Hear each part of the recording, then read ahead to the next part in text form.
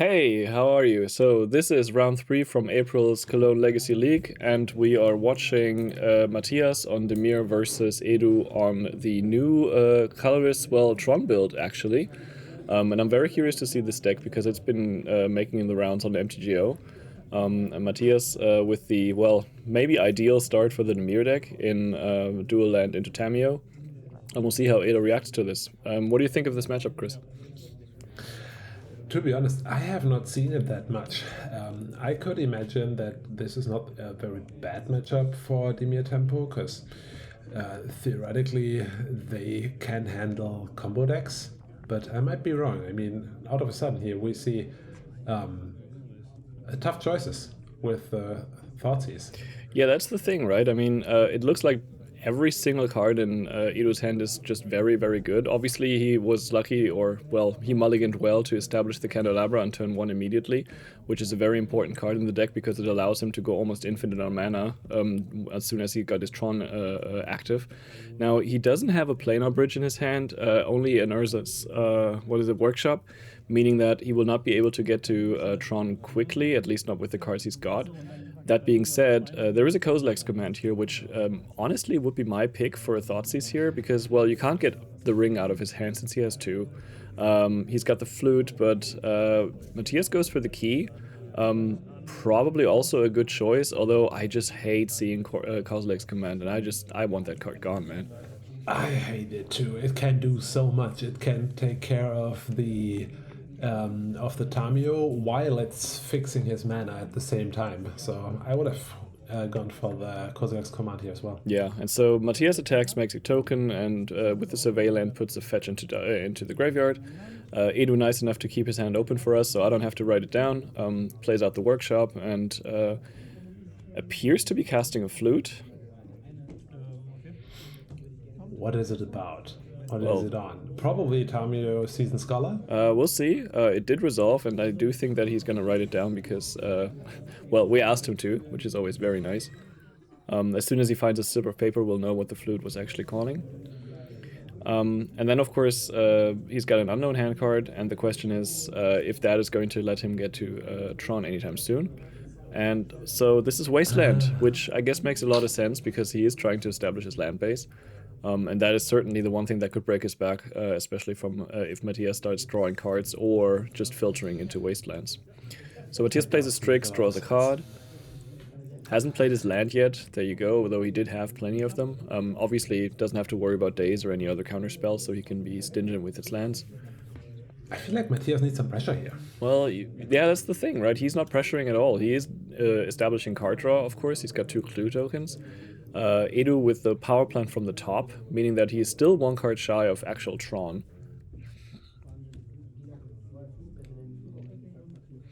So I think the Tamio is just too slow in this matchup if Edu finds anything to deploy a ring or like the command. He could take care of the Tamio actually already. Yeah, Matthias has to be afraid of the ring here, seeing as how Edu has got 3 mana currently and is threatening to go up to something like 11 mana depending on his next land drop, which of course would allow him to not just cast the 1 ring, but potentially cast it again if it gets countered, or just, protecting the hand with Kozilek's command and any other spell. So card's not a problem for Matthias. He's got 3 clue tokens now, but of course not a lot else going on. And life totals aren't exactly falling down here. It's a bit hard to make out. Not at all. Yeah, it's a bit hard to make out Edu's life total, but we can see it from his life path that he's on 19. Yeah. Took 1 from the Strix, and of course Tamio hitting for a 0, as she always does. And so, with the ability on the stack, Edu decides to get rid of Tamio. Casts Kozilek command. Second mode probably Scry. Although he might be making tokens. Actually, he's still starved for mana. He does not play around days here. Yeah. He couldn't, right? Because he needed to play Kozilek's command for 3. Yeah, absolutely. Well, so now it flips. That was an important moment for Matthias, I think. Yeah, absolutely. And I mean, Edu had no other. Well, he had to interact, and he just had to hope that Matthias didn't have it. That being said, of course, he was unlucky here. And the needle goes on Tamio. Ah, no. Choosing the right one, not the inquisitive student. Well, You see, he the made sure scholar. to choose it by pointing at it, which I guess is a safe bet here. Yeah. But he didn't make a land drop, and he's still not anywhere close to Tron. Well, to be honest, he is quite close to Tron, but he is not close to finding Tron. He has to find it naturally, or he has to find it by any other means. Any other land gets him a ring, though. If not in this turn, then Yeah. one turn later. Yeah. If Matthias can handle a ring. Well, at very least, he gets to cast one. If it resolves, a different story. True. There is an Urza There's the Saga, land. which, well, is the one Urza land that doesn't help him out, except, of course, it does find certain things and lets him cast a ring, which it appears that he puts on the stack immediately. At the very least, Matthias is reading it right now.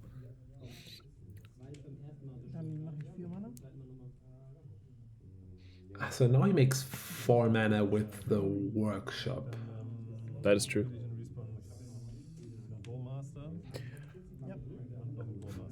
Double Bowmasters in response to the One Ring. Talk about a bang bang play. Takes 2 to the face. And yeah, you're obviously correct. I missed that the workshop has already been able to make 3 mana and now makes 4 mana due to the saga. So the ring resolves, apparently.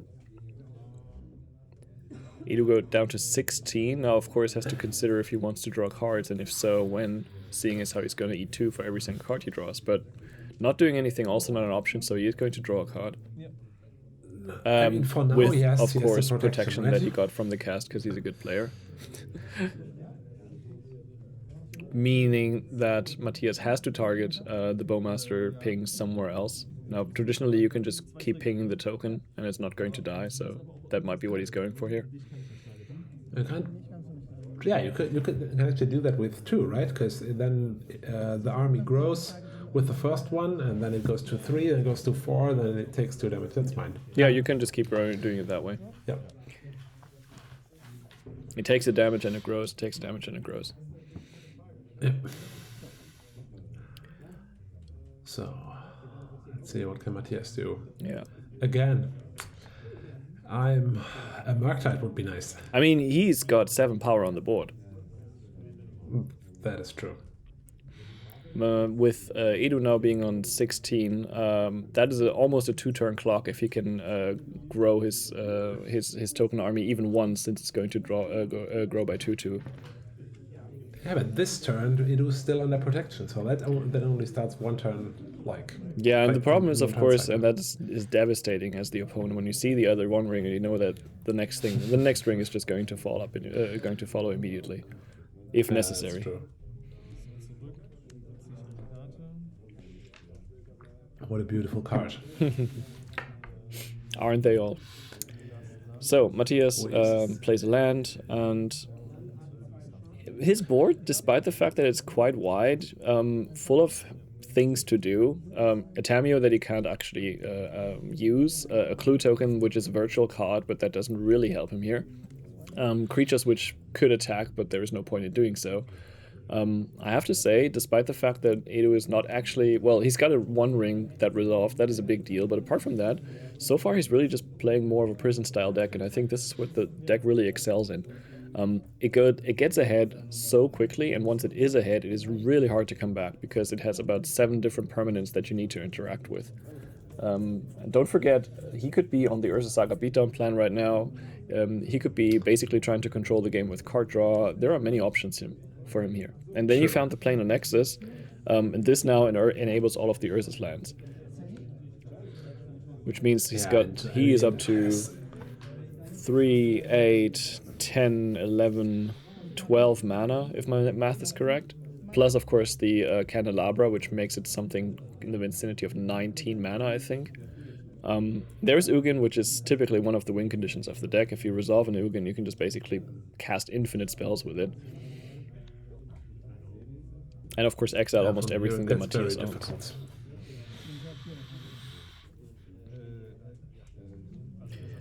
I was And just now I wish we could put cards on the screen. Because of the Ugin, I would need to read again.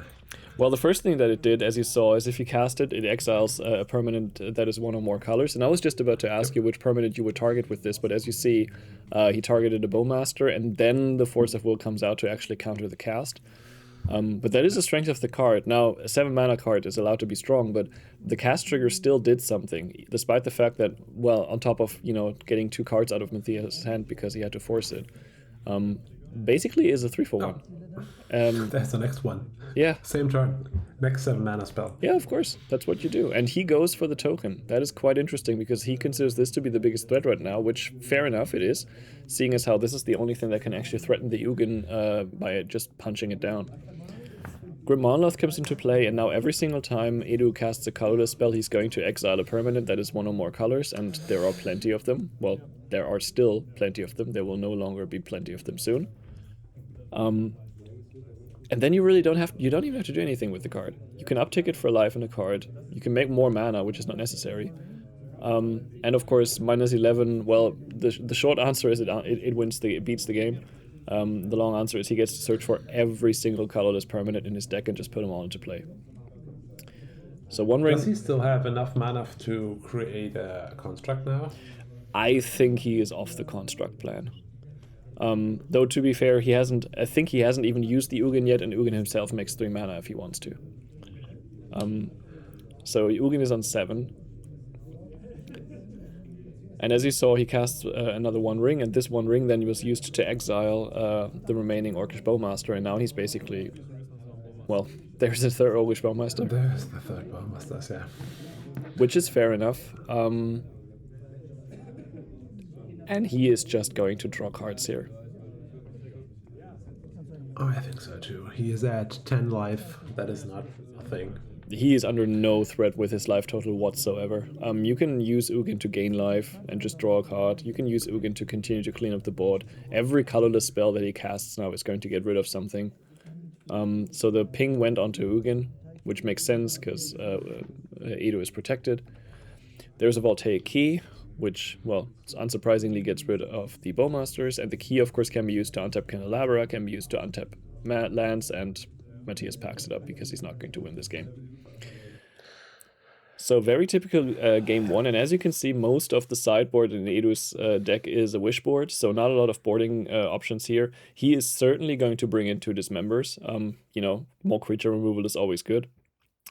He might be thinking about Leyline of the Void, but honestly, I think that will make his deck worse. Now, obviously, Mathias does use his graveyard somehow, somewhat, but not nearly to the point where you'd have to weaken your deck by bringing in Leylines. So I think he puts in 2 Dismember, and I wouldn't even know what you want to remove here. Possibly Eldrazi Confluence and maybe something else. On Matthias's hand, we see that he is obviously on consigned to memories. Those are going to come in. He will probably bring in Energy Flux. If not for this matchup, then I don't know what for. But apart from that, maybe Drown in the Loch. Force of Negation? Possibly, depending on... Yeah, I guess he would have to be able to counter Candelabra or similar important cards. I mean, the Snuff Out can go, the Fatal Push can go, the Daze, I'm not sure. Yeah, both good options.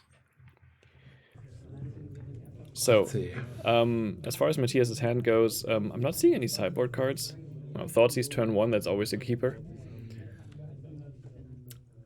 And we see that, well, from these 3 cards, it's interesting to see what he will pick. The key enables the Candelabra. I feel like I would pick the Candelabra here, especially after the experiences that he's made game 1.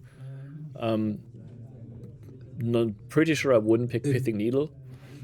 A key without a backup doesn't do, without another card doesn't do a whole lot, right? So yeah.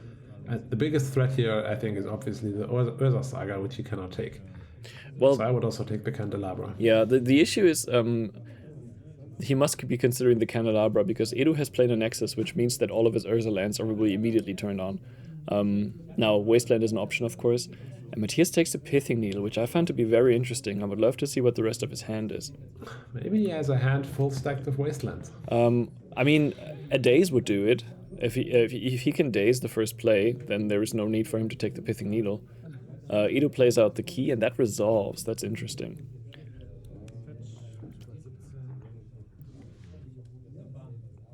Also quite interesting that Edo decided to lead on Ursa Saga, possibly considering that this land would be the one that he would not mind losing to a wasteland, considering that the rest of his lands will make plenty of mana soon. Could be. Mathias plays out a Strix, which, you know, it's a nice card draw, but not exactly a threat. Yeah, I think here in this particular matchup, the Dimir deck doesn't want to be the mid-range longer deck. You want to be quicker. You want to put pressure on the board.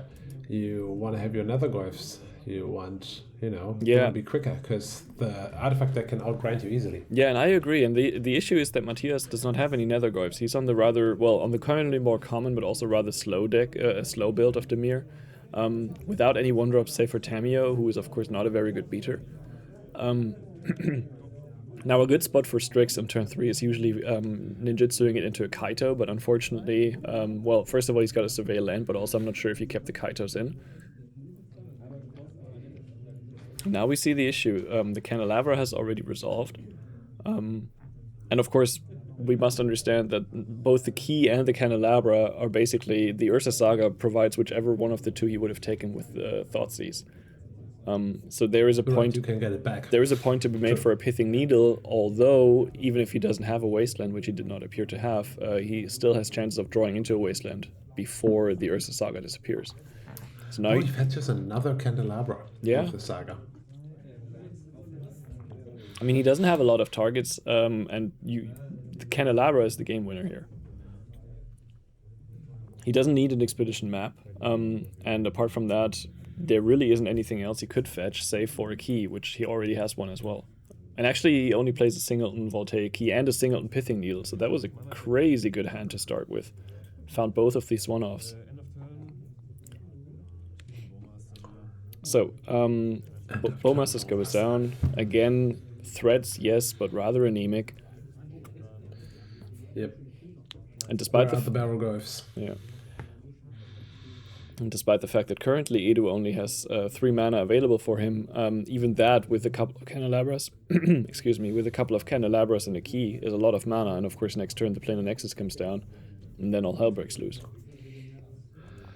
Yeah, playing against this colorless deck, I always feel like I'm on the verge of like being killed any other turn.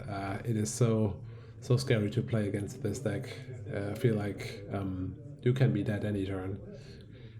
Yeah, and lately the deck has, as I said, really picked up steam on Magic Online, where of course Candelabra isn't a 3,000 euro card, but just I think something like 40 ticket card, which is, still a lot, but acceptable.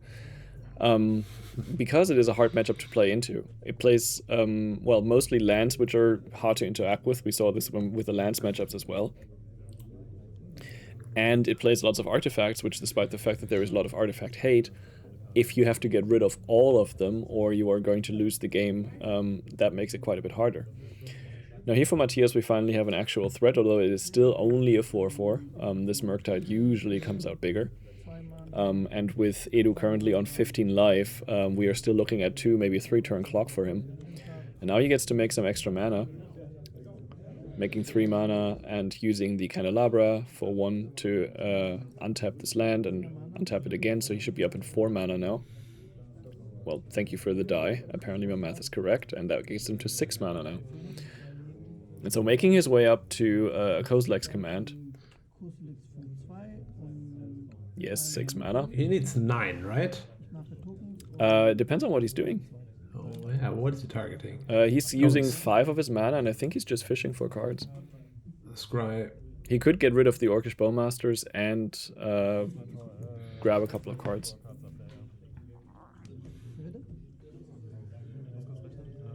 Oh, he plays it for 2. He puts it on there. That's nice of him.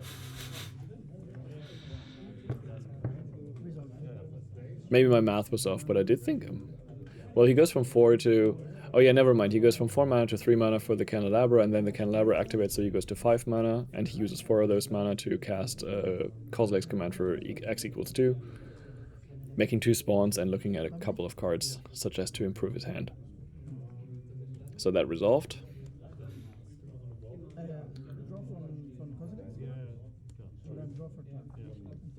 And he goes to his turn.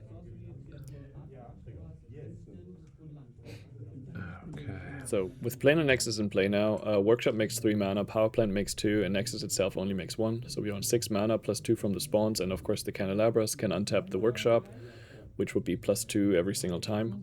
So we're something like 10, 12 with the key, maybe 14 mana if he decides to make all of it. Please excuse me if the numbers are slightly off, but this is just about the neighborhood we're in right now.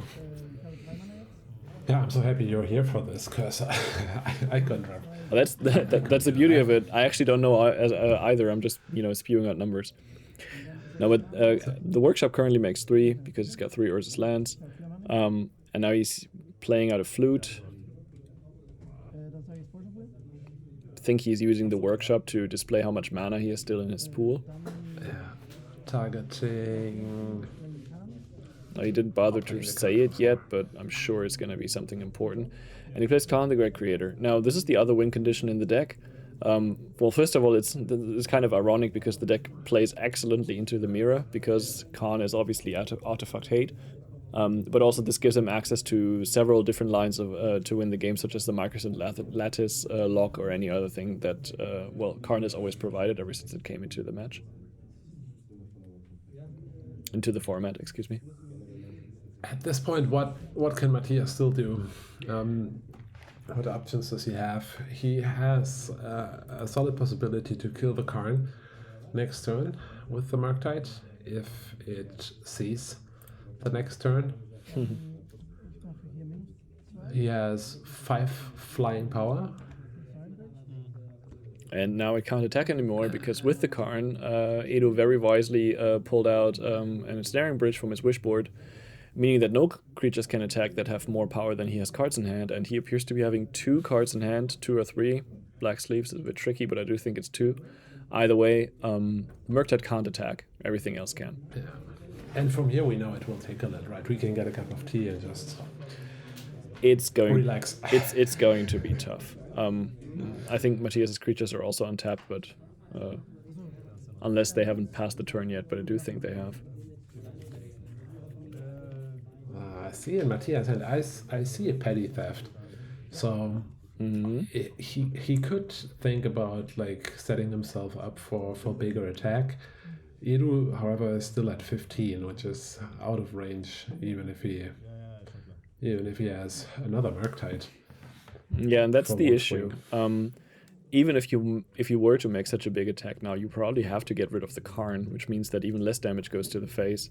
And the Dimir version, of course, not running any burn, which currently the Izzet Delver deck is not having as much success as the Dimir deck is, but of course against any kind of lands combo such as this one, you would have access to Price of Progress, for example, which can put any game in reach, really, as soon as it resolves. Currently would only do 6 damage, but let Edu play 1 or 2 more lands, and all of a sudden he might basically be dead to a top deck if this is Izzet and not Dimir.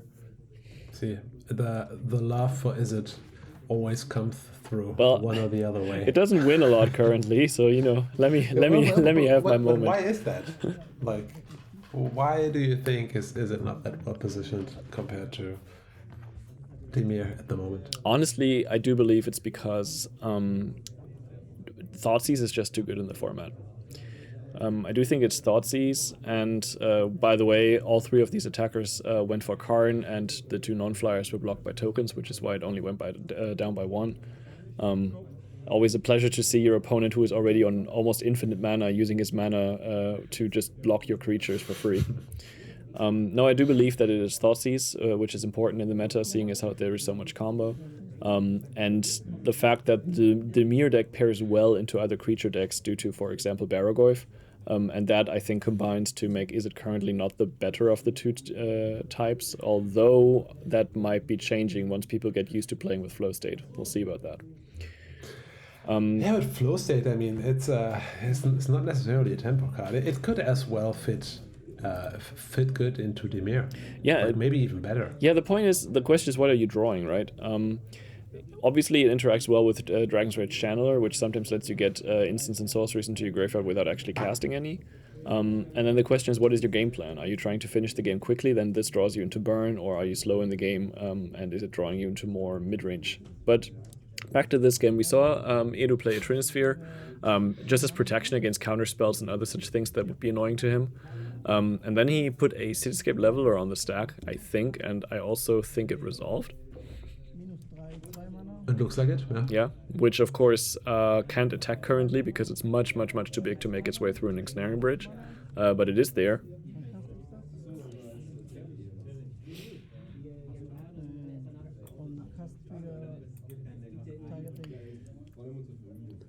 So now Edo has one card in hand still. Yeah, a single card. He's probably thinking about getting rid of that. Yeah. So he puts the Cityscape Leveler on the stack, or it resolved. I'm actually not quite sure at this point, which, well, honestly, is not the players' fault. They're playing quite clean Magic, especially Edu with his, well, at this point, what, 15 permanents in play? Oh, never mind, half of it is graveyard. And so he turns the Orcish Bowmaster into a token very nicely.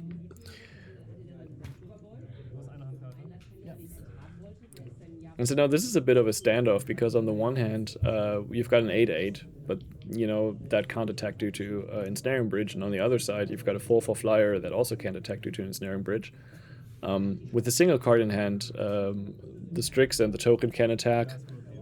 However, not where you want to be as the Dimir player. And now, in a bit of an ironic move, he makes his Bowmaster token unable to attack because it grows too much. Certainly, Better. still preferable, but... I mean, for Matthias, what kind of options does he have to get through here? I think the one that I see is the petty theft still, nothing else, and Edu can play it very calmly until he can, in a controlled way, start attacking by removing, I don't know.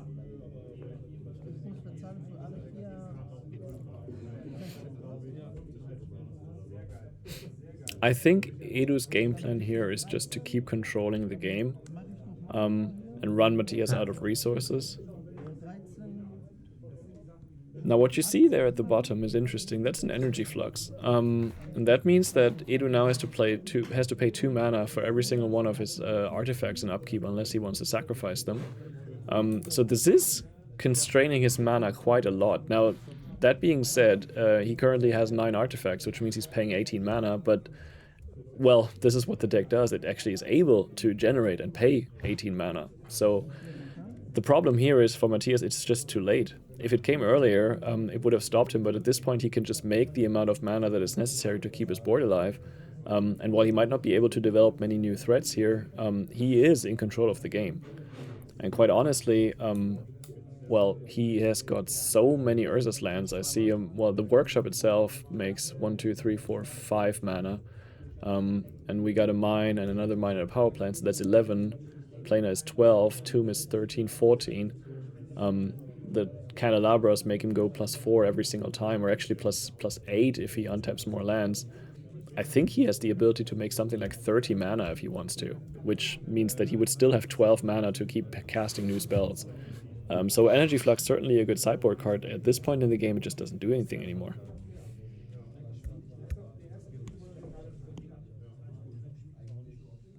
No, it's too late for that. I think the 1-2 punch of now having, well, he can't run Blood Moon, but you could run, you know, the name eludes me, Harbinger of the Seas. There you go then. You know, once your opponent can only make 6 mana, then your Energy Flux actually takes out half their board, and now we're talking.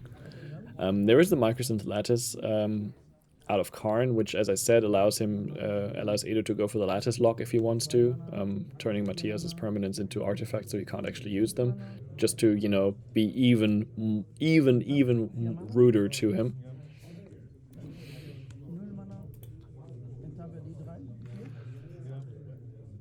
And I would say we're in a bit of a stalemate, except it's not a stalemate. Edu is very much in control of the game and just kind of going through the motions. Plays out the Marcus and Yeah, just Flatus. like a tiger walking around his prey, waiting for the right moment. Or sometimes just playing with his food.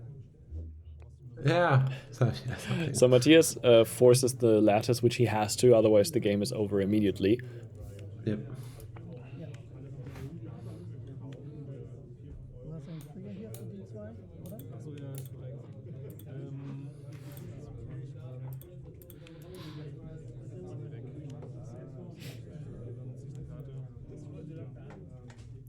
And still trying to find a solution to an unwinnable game. Now, this is game 2, and he lost the first one, so he has no reason to concede. Want to play it out and, make your opponent show you how you're going to beat them. But I think Edo has very well established how he is going to beat Mathias. He's just waiting for the right moment. And a little bit of irony here, by the way, the Microsynth Lattice would make it that Energy Flux applies to all of Mathias's permanents as well. And since he can only generate 6 mana, that means he would have actually started to sacrifice his permanents. And of course, the first option for that would be Energy Flux, but then of course that's out of the game as well. So not only is Microsynth Lattice a lock here, it actually, well, it's almost like a one-sided wrath because it would have taken out some of his permanents.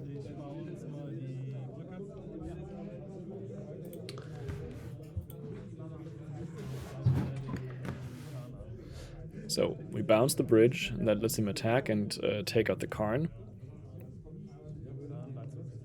Now he's got rid of the... He countered the lattice already, but that of course means that Edo has to come up with a different way of winning the game here. So we see him again. Now there's some hope. Yeah, maybe. We see Edo counting out his mana in order to, keep all of his permanents alive. At this point he needs 14.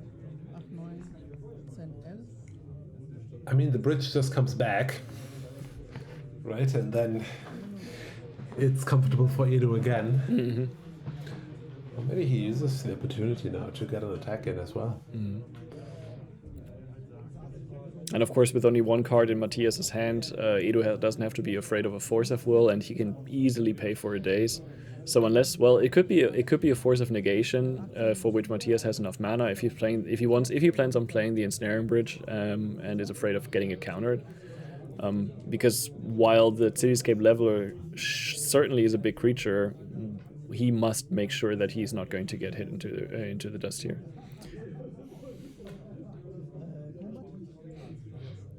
And we now see that the Disruptor Flute is on Force, which, since a Force of Will was cast, must be Force of Negation then? Because that was in play before, wasn't it?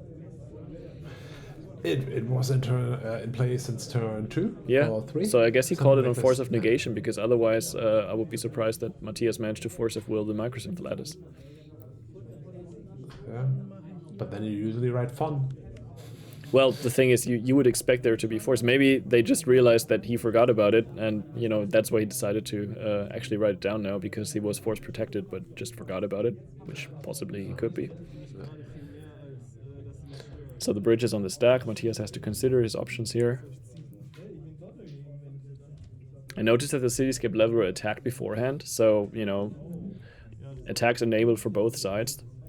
Ensnaring Bridge resolves, and now, well, here's the One Ring, which gets consigned.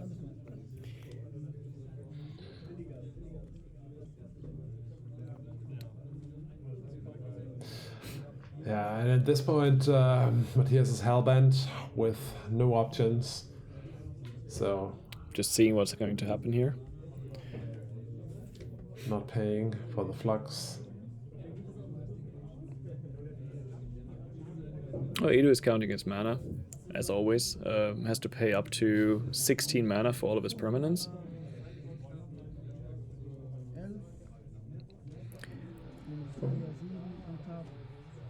At this point, you just, as the opponent, assume that your opponent is doing the math correctly.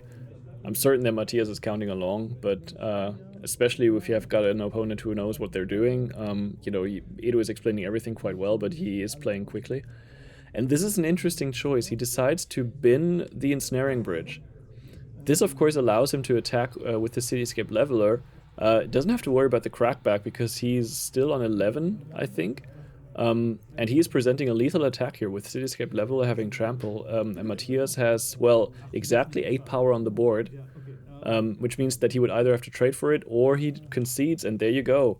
Interesting play here. In the end, it was the Energy Flux that lost him the game. Well, not lost him the game, but enabled his opponent to win. Thank you for watching. And also